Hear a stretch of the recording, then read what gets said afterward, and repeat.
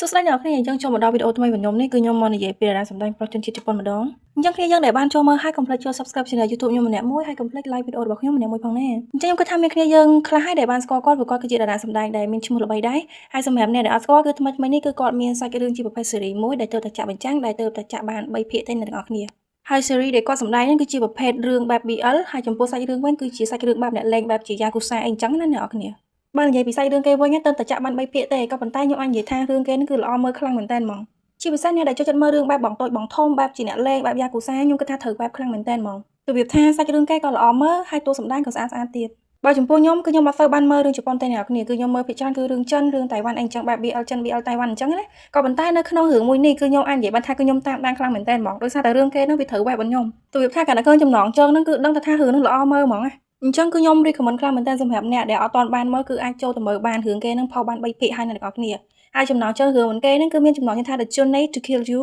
អញ្ចឹងនៅក្នុងវីដេអូខ្ញុំថ្ងៃនេះគឺខ្ញុំនឹងមកនិយាយពីតួថោរបស់យើងដែលឈ្មោះក្នុងរឿងគឺគាត់មានឈ្មោះថាកាតាអូកាអញ្ចឹងមុនចូលទៅដល់ profile របស់គាត់គឺខ្ញុំសូមនិយាយខ្លះៗពាក់ព័ន្ធជាមួយនឹងការងាររបស់គាត់សិនអ្នកទាំងអស់គ្នាអញ្ចឹងគាត់មានឈ្មោះពិតថា Wada Masanori គាត់គឺជាតារា model ហើយក៏ជាតារាសម្ដែងជនជាតិជប៉ុនមកពីអូសាកាផងដែរហើយគាត់គឺស្ថិតនៅក្នុង talent agency មួយដែលមានឈ្មោះថា Ruby Paraday ផងដែរគាត់មានភាពល្បីល្បាញខ្លាំងជាពិសេសនៅក្នុងពិភព Gang Street Fighter តែម្ដងព្រោះគាត់គឺជាអ្នកដែលបញ្ចូលសម្លេងឲ្យតួអង្គនៅក្នុងរឿងបែបជាគំនូរជីវចលរបស់ជប៉ុនមានដូចជាតួអង្គ Mikoto Sho មកពី K Project តួអង្គ Heshigiri Hasebe មកពីរឿង Touken Ranbo តួអង្គ Karamashi មកពីរឿង Osomashi-san តួអង្គ Imaizumi Sunsuke មកពីរឿង Yowa Mushi Paddle និងចុងក្រោយគឺ Masakashi from Tenka Moteki no Shinobi Shimishi មកពីរឿង Ota no Prince Sama គាត់បានធ្វើការឲ្យទូរទស្សន៍មួយដែលមានឈ្មោះថា Nekotabi និងសម្រាប់ channel ផ្ទាល់ខ្លួនរបស់គាត់ដែលមានឈ្មោះថា Rinrin no Takoyaki Yashan ផងដែរ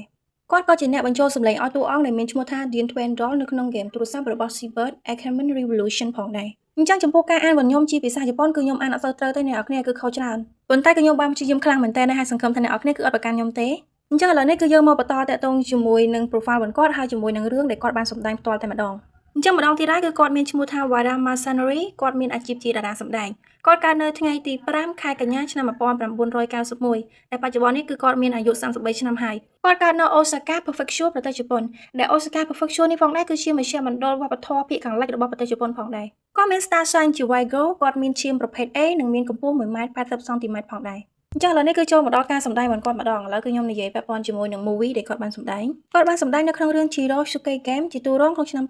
2015រឿង Satoru Daio ជាតួរងក្នុងឆ្នាំ2015រឿង Touken Ranbo ជាតួឯកក្នុងឆ្នាំ2019រឿង Mrs. Noisy ជាតួរងក្នុងឆ្នាំ2020រឿង Echa Enjiki Successor ក្នុងឆ្នាំ2021រឿង Touken Ranbo version 2ជាតួឯកក្នុងឆ្នាំ2023រឿង James Brosnan ជាតួរងក្នុងឆ្នាំ2023រឿង AI no Komurajiri ជាតួរងក្នុងឆ្នាំ2023រឿង Sansei Kochisake Onatesu ជាតួរងក្នុងឆ្នាំ2023រឿង Kono Daka wa Sensei Dekimasan the Movie ជាតួរងក្នុងឆ្នាំ2024រឿង Kami-sama no Saikoro ជាតួឯកក្នុងឆ្នាំ2024និងរឿងចុងក្រោយមានចំណងជឿថា First Kiss ជាតួរងក្នុងឆ្នាំ2025ផងដែរបញ្ចប់ពីប្រភេទរឿង movie ឥឡូវនេះយើងចូលមកដល់ drama ដែលគាត់បានសម្ដែងទាំងអស់តែម្ដងគឺមានច្រើនរឿងខ្លាំងមែនតើអញ្ចឹងរឿងជាប្រភេទ drama ទី1របស់គាត់នេះគឺមានឈ្មោះថា Therapy Enjiki Successor ជាតួឯកក្នុងឆ្នាំ2019រឿង Real Fact ជាតួឯកក្នុងឆ្នាំ2019រឿង Real Follower ជាតួឯកក្នុងឆ្នាំ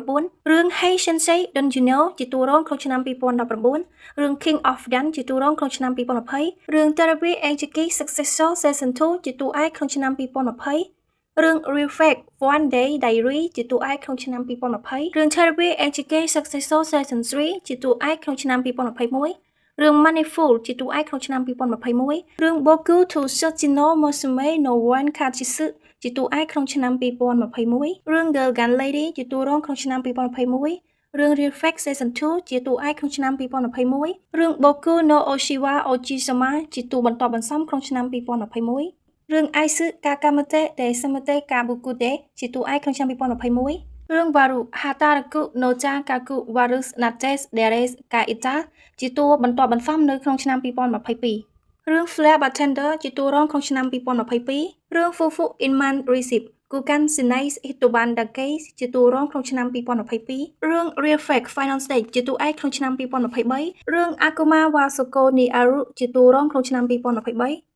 រឿង Tori Esu Kanpai Shimasenka Ateno Nice Otoko Tachi ជាតួឯកក្នុងឆ្នាំ2023 រឿង Tori Asu កាន់ផៃ Sumasinka ជាតួរងក្នុងឆ្នាំ 2023 រឿង Aisu Chakamates Decimates Kabuku Days Season 2 ជាតួឯកក្នុងឆ្នាំ 2023 រឿង KG Suvenang Season 9 ជាតួរងក្នុងឆ្នាំ 2023 រឿង Marriage with Me Seriously ជាតួរងក្នុងឆ្នាំ 2023 រឿង Aisu Chakamates Decimates Kabuku Days ក្នុងវគ្គជូនការ Hold Hand ជាតួឯកក្នុងឆ្នាំ 2024 រឿង Kami-sama no Saikuro ជាតួឯកក្នុងឆ្នាំ 2024 រឿង Woman ជាតួរងក្នុងឆ្នាំ 2024 រឿង 0.5D ជាតួឯកក្នុងឆ្នាំ 2024 រឿង Cunningly, Cutely and with Resilience ជាតួឯកក្នុងឆ្នាំ 2025 និងរឿងចុងក្រោយមានចំណងជើងថា The Journey to Killing You ជាតួឯកក្នុងឆ្នាំ 2025 ដែលរឿងនេះផងដែរគឺមាន 6 ភាគហើយក៏ជារឿងដែលចាក់បញ្ចាំងរៀងរាល់ថ្ងៃសុក្រផងដែរអ្នកទាំងអស់គ្នាហើយចំពោះខ្ញុំគឺខ្ញុំពិតជាចូលចិត្តតួអង្គគាត់នៅក្នុងរឿង The Journey to Killing You នឹងខ្លាំងមែនតើដោយសារតែគាត់គឺជាយ៉ាគូសាក៏ប៉ុន្តែគាត់លេងសើចច្រើន